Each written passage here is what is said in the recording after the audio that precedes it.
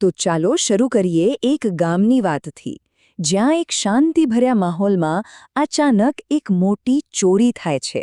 એક માણસના કિંમતી ઘરેણાં ગાયબ થઈ ગયા છે. અને બસ અહીંથી જ આપણા મુખ્ય પાત્રની એક અજીબોગરીબ સફરની શરૂઆત થાય છે. અને આ છે આપણા મુખ્ય પાત્ર ફુમતાજી. જેવી એમને ખબર પડી કે એમના પત્નીના ઘરેણાં ચોરાઈ ગયા છે, બસ ગુસ્સાનો પાર જ નહીં. એમની આંખોમાં બદલાની આગ છે અને એમણે આ આકરી પ્રતિજ્ઞા લીધી છે. એક વાત તો પાક્કી છે, ચોરને એ સહેલાઈથી તો નહીં જ છોડે. તો ભાઈ ફુમતાજી હવે ફૂલ એક્શન મોડમાં છે. હાથમાં તલવાર, બંદૂક બધું જ છે. એમનો ગુસ્સો 7મા આસમાને છે અને એમના મગજમાં કોઈકનું નામ પણ ફિક્સ જ છે. પણ હવે આગળ શું થશે? તો શંકાની સોય સૌથી પહેલાં કોના પર જાય? અરે ગામમાં બીજું કોણ હોય? મળો આ કાકા ભત્રીજાની જોડીને. આ ગામના એવા નમૂના છે ને કે કોઈ પણ આફત આવે, ડિફોલ્ટ શંકાસ્પદ તો આ લોકો જ હોય. ભલે પછી એમણે કંઈ કર્યું હોય કે ના કર્યું હોય. પણ શું આ વખતે પણ એ જ અસલી ચોર છે? સીન એકદમ ગરમાગરમ છે હો. ફુમતાજીએ બંદૂકની અણી પર બંનેને ઊભા રાખ્યા છે અને આ બંને બિચારા જી બચાવવા માટે કાલાવાલા કરી રહ્યા છે કે એમણે ચોરી નથી કરી. શું તેઓ ગુનો કબૂલ કરશે કે પછી કંઈક બીજું જ થશે? હવે જુઓ એમની ના પાડવાની સ્ટાઇલ પણ કેવી, એકદમ ફિલ્મી. ભત્રીજો કહે મને મારી કાકીના સમ, તો કાકો કહે મને મારી બૈરીના સમ. બસ આંખમાં બે આંસુડા શું જોયા, ફુમતાજીનું દિલ પીગળી ગયું. એમને થયું કે ના, આ લોકો તો સાચું જ બોલતા હશે. તો હવે જ્યારે ફુમતાજીને એમની વાત પર વિશ્વાસ આવી ગયો એટલે એમણે સીધો સવાલ પૂછ્યો, ભાઈ જો તમે નથી તો પછી કોણ? અને બસ અહીંથી જ આખી કહાણી એક નવો જ વળાંક લે છે. તો પછી અસલી ચોર છે કોણ? અને કાકા ભત્રીજો પણ કંઈ કાચા ખેલાડી નહોતા. એમણે તરત જ એકદમ પાક્કી દલીલ કરી કે જુઓ, ચોર તો એ જ હોય જેને ખબર હોય કે ફુમતાજી 2 દિવસ માટે ગામની બહાર છે. અને એમણે એક એવા માણસનું નામ આપ્યું જે હમણાં જ એક નવી નક્કોર ઘડિયાળ લઈને ફરી રહ્યો છે. હવે તો ફુમતાજીને પણ એમની વાતમાં વજૂદ લાગવા માંડ્યું. તો હવે તો બધું એકદમ ક્લિયર લાગે છે ને? એક નવો શંકાસ્પદ છે. એની પાસે નવી ઘડિયાળ પણ છે. તો હવે શું કરવાનું?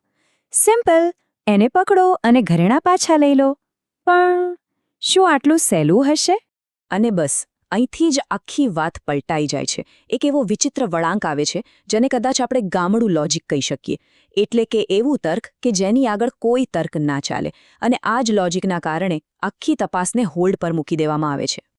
ચાલો આ ગજબના લોજિકને જરા સમજીએ. પહેલું, એમને ચોર કોણ હોઈ શકે એ ખબર પડી ગઈ, બરાબર? પણ તરત જ એમને યાદ આવ્યું કે એમનો એક જૂનો દુશ્મન છે હરિયો. એની સાથેનો હિસાબ તો હજી બાકી જ છે. તો નિર્ણય શું લેવાયો કે ચોર તો કાલે પણ પકડાઈ જશે, આજે તો પહેલાં હરિયાનો વારો કાઢવાનો છે. મતલબ ઘરેણાં કરતાં જૂનો ઝઘડો વધારે ઇમ્પોર્ટન્ટ. અને એટલે જ આ આખી ટોળકી પહોંચી ગઈ હરિયાણા ઘરે. પણ સાંભળો, આ કોઈ અસલી બદલો લેવા નહોતા ગયા. આ તો એક નાટક હતું, અને એ પણ એકદમ ઓવર એક્ટિંગવાળું. પ્લાન એકદમ સિમ્પલ હતો. હરિયાને કીધું, જો ભાઈ તું ચિંતા ના કરતો, અમે તને સાચે નહીં મારીએ. તારે ખાલી જોર-જોરથી બૂમો પાડવાની છે. કેવો મસ્ત પ્લાન નહીં? પણ પછી શું થયું? પેલી નકલી ધોલ ધપાટ ક્યારે અસલી બની ગઈ એની કોઈને ખબર જ ના પડી. એક્ટિંગ અને રિયાલિટી વચ્ચેની લાઈન જ ગાયબ થઈ ગઈ. અને અહીં તો કોમેડી જુઓ. એક જણ બિચારો નકલી માર ખાઈને ચીસો પાડી રહ્યો છે અને બીજો એને કહી રહ્યો છે, વાહ શું જબ્બર એક્ટિંગ કરે છે હો, મતલબ હદ જ થઈ ગઈ.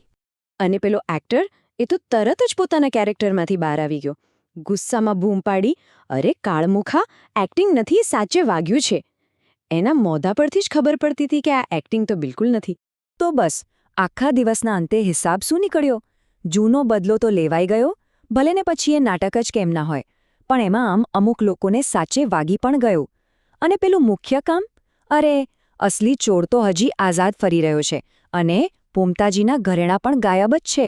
તો આ આખી ઘટના આપણને એક બહુ જ મજેદાર સવાલ પર લાવીને મૂકી દે છે. જ્યારે એક્ટિંગ કરીને જૂના હિસ્સા ચૂકવાઈ રહ્યા હોય, ત્યારે શું ફુમતાજીના અસલી ઘરેણાં ક્યારે પાછા મળશે?